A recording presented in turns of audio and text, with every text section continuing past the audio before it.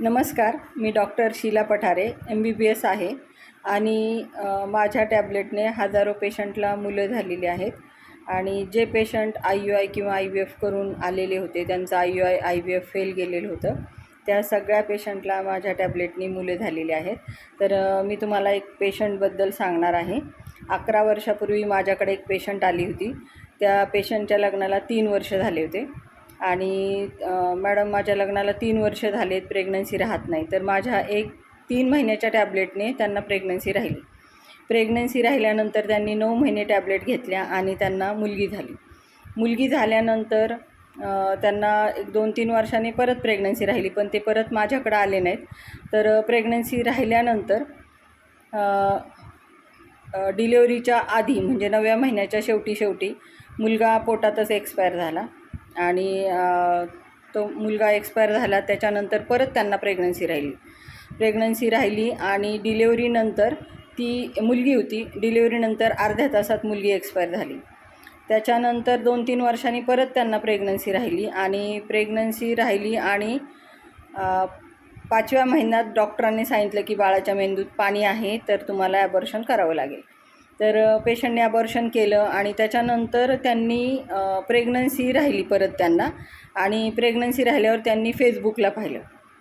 आता मला सांगा, त्यांना फेसबुकला पाहायची काय गरज आहे? त्यांच्या घरामध्ये 8 वर्षाची मुलगी आहे, जी माझ्या ट्रीटमेंटनी झालेली आहे आणि ती मुलगी 9 महिने टॅब्लेट घेतल्यानंतर मुलगी एकदम स्ट्रॉंग आणि हेल्दी तयार झालेली होती आणि त्यांनी फेसबुकला पाहिल्यानंतर 2 महिने झालेले होते. 2 महिन्याची प्रेग्नन्सी घेऊन ते माझ्याकडे आले आणि मला म्हटले की मॅडम आता आम्हाला प्रेग्नन्सी राहिलेली आहे. मग मी त्यांना सोनोग्राफी करायला पाठवलं, बाळाला हार्टबीट्स डेव्हलप झालेत का नाही पाहण्यासाठी. तर बाळाला हार्टबीट्स डेव्हलप झालेले होते, रिपोर्ट चांगला होता. त्यानंतर पेशंट रिपोर्ट घेऊन माझ्याकडे आले आणि ते म्हटले आता तुम्ही या बाळाची गॅरंटी घ्या. तर मी म्हटलं मी बाळाची गॅरंटी नाही घेऊ शकत, पण मी माझे 1000% प्रयत्न करेल आणि मी तुमच्या बाळाला वाचवण्याचा 1000% प्रयत्न करेल. मग पेशंटनी ट्रीटमेंट सुरू केली. आमच्या टॅब्लेट जास्त असतात प्रेग्नन्सीमध्ये खायच्या, कारण बाळाला प्रोटेक्ट करण्यासाठी, बाळाला व्यंगापासून वाचवण्यासाठी किंवा गर्भ खराब होण्यापासून वाचवण्यासाठी आमच्या गोळ्या जास्त असतात. तर आम्ही गोळ्या सुरू केल्या आणि 3.5 महिने झाल्यानंतर बाळाच्या जे नाकाचं हाड असतं ते थिन दिसायला लागलं आणि अशा वेळेस बाळाच्या मेंदूत पाणी होण्याची दाट शक्यता असते. तर आम्ही गोळ्यांचे डोस परत चेंज केले आणि 15 दिवसांनी रिपीट सोनोग्राफी केली. तर तो रिपोर्ट क्लिअर झालेला होता. NT स्कॅनचा रिपोर्ट असतो, 12 आठवड्यानंतर करायचा. तर तो रिपोर्ट क्लिअर झालेला होता. त्यानंतर पेशंटनी कंटिन्यू 9 महिने माझ्याकडे ट्रीटमेंट घेतली. 9वा महिना लागल्यानंतर पेशंट मला म्हणायला लागली की मॅडम माझ्या गोळ्या बंद करा.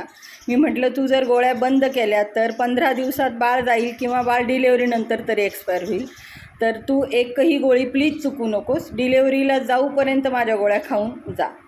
मग एक दिवस रात्री 10 वाजता गोळ्या खाऊन झोपली, पोटात दुखायला लागलं. 2 वाजता पेशंट गेली हॉस्पिटलला. तिची अर्ध्या तासात डिलिव्हरी झाली आणि 2:30 वाजता डिलिव्हरी झाली आणि सकाळी 10 वाजता मला पेशंटचा फोन आला की मॅडम मुलगा झाला आहे, खूप आनंदी आहोत आणि इतक्या वर्षांनी आम्हाला इतके मुलं हे झाल्यानंतर आम्हाला हा मुलगा झाला आहे आणि तुमचे खूप खूप अभिनंदन. मी पेशंटचे अभिनंदन केले, त्यांनी माझे केले आणि आज मुलगा तो 3 वर्षाचा आहे, त्याला कसलंही व्यंग नाही आणि शिवाय तो मुलगा आजारी पण पडत नाही. कारण आम्ही फक्त गर्भ राहण्यासाठी ट्रीटमेंट देत नाही, तर बाळाला तुमच्या बाळाला सगळ्या शारीरिक मानसिक व्यंगापासून वाचवतो. त्यासाठी ट्रीटमेंट दिली जाते स्पेशल. नंतर बाळाला गर्भ खराब होऊ नये, बाळ पोटात मरून जाऊ नये किंवा बाळाला कसलेही व्यंग होऊ नये म्हणून ट्रीटमेंट दिली जाते. बाळाचे सगळे अवयव एकदम परफेक्ट बनवले जातात, स्ट्रॉंग बनवले जातात. त्यामुळं बाळ आजारी पण पडत नाही.